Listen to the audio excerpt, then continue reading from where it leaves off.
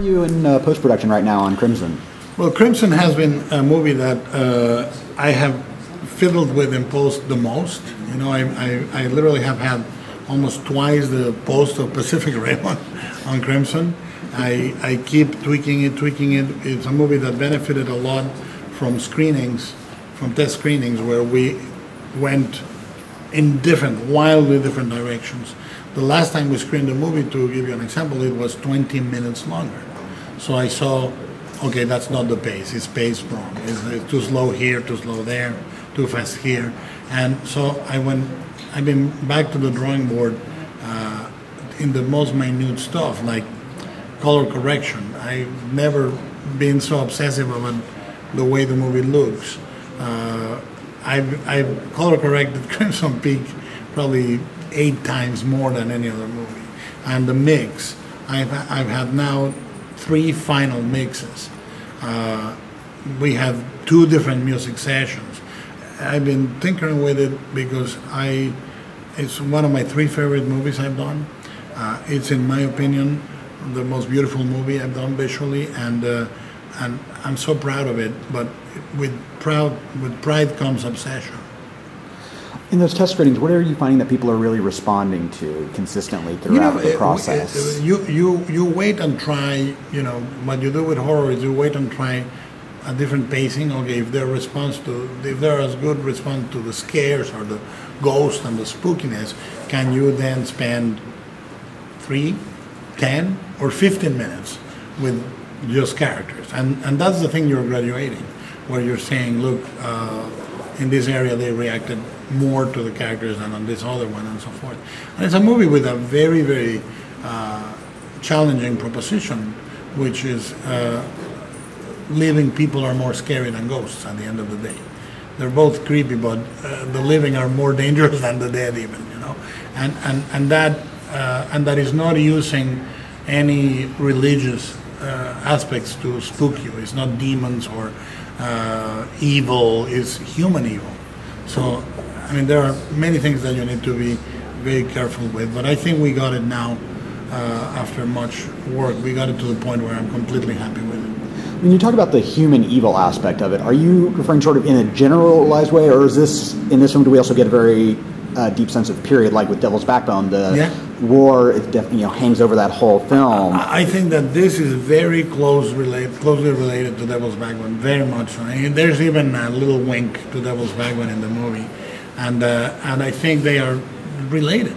I mean, the movies that I end up loving the most, you know, are movies that end up echoing each other. Pan's Labyrinth, Devil's Backbone, Crimson Peak have very strong echoes of each other, very different. But warning on spoilers, but it's basically great to see a movie where you see 2 sides of femininity, you know, duking it out. You know, it's really a beautiful gothic romance come to life in a very classical way. People are sometimes speculating, is it gonna be a huge twist ending? Is he turning gothic romance on its head? No, it's really classic, with certain moments of violence or sexuality a little more pushed than normal. But it's a very classic movie. You're not gonna find out at the end that everybody was dead and everybody was a ghost, or the house is a rocket ship and we're on the way to Mars. I mean, there's no huge twists. It's a very classic gothic romance.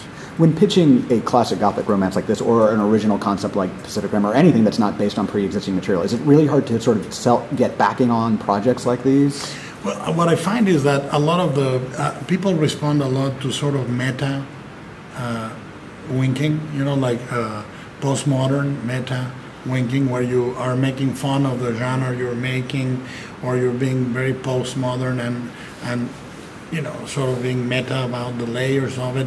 And I'm completely in love with the stuff I do.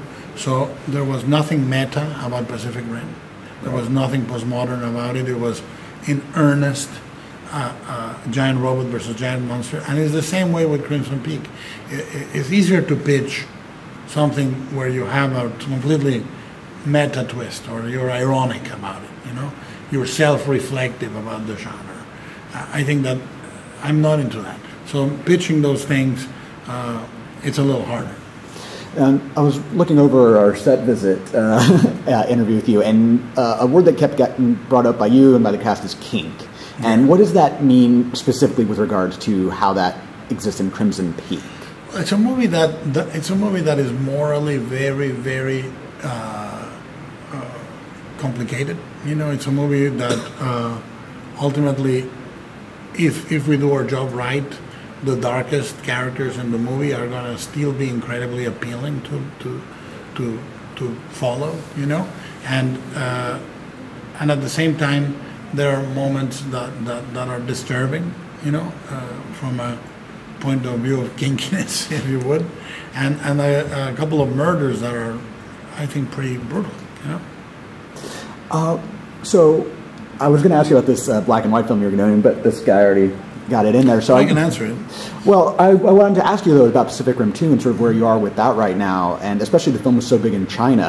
Yeah. Did Crimson Typhoon just miraculously survive and save the day? No. But naturally, I mean, look, the shatter domes were located everywhere, and the only shatter domes that were surviving were in China. That's why everybody went there. And you know, back when we were doing Pacific Rim, nobody was thinking about the market. We were just naturally gravitating there because I find the culture so appealing. So there is a Chinese robot, there is a Russian robot, there is 2 Korean robots, we're designing right now those. Okay. There's a Mexican robot, which I love. Can you tell us his name? It's called the Black Mariah, and it's such an awesome robot. The Black Pariah? Black Mariah. Like Edison's first film studio. Oh. Black Mariah. It's truly much. We're at the stage where we're having fun. I have the core group of designers. People are surprised sometimes when they learn that my movies work with a very, very tightly together 4 designers. Very small group. We don't have 30, 40 people, and they basically design in my office. So it's very promiscuous. We are getting together every day, 3, 4, 5 times a day. We have breakfast, we have lunch, and we're always doodling. And there's no differentiation from me from my director work, and the design work is the same. The movies need to, the way they look, the way they are designed, needs to be completely organic with my work. Something I wanted to ask you about is the Hobbit films are now, they're completed. I wanted to ask what your thoughts on Peter Jackson's Hobbit. You never saw his Hobbit films? No, never saw them. I think that is an act of respect, I think, for a filmmaker. It's impossible for you to watch them and pretend that you're objective. Mm-hmm. So I'm incredibly happy they happened the way they happened. Peter and I remain friends, and we have a cordial and beautiful relationship. But I think the most respectful position I can take, objectively, is say, look, that's one version of the tale. I was part of the journey. I know what they are about. Mm-hmm. I was part of the screenwriting team, but I left a long, long time ago, and they kept transforming them. And I think, as a fan, I have to be respectful and say that's the best version of the films done by the director that started the trilogy. And you know, I've seen glimpses, I've seen designs, but you know, one day, if it goes that way, I hope people can see the designs we did and the characters that we did in maquette form and stuff like that. But in the meantime, I have no immediate plans of watching. I understand. Something I also want to ask you about is I adore Pan's Labyrinth, and I was wondering, you know, Devil's Backbone got a fantastic Criterion Collection. Yes. Is Pan's Labyrinth going to go to Criterion? There is hope.